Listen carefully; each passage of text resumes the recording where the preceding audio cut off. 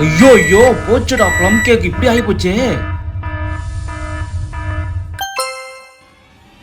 அச்சோ இவனுங்க வேற.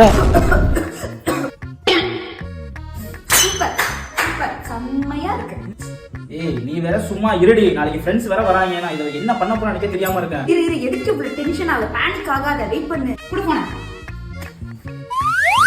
ஏய் போன் வாங்கிட்டு நீ என்ன பண்ணிட்டு இருக்க? என்ன பண்ண போற இப்ப நீ? கிறிஸ்மஸ் உன்கிட்ட இருந்து நான் காப்பாத்துறேன். அப்ப நன்றி, பாத்து வந்து.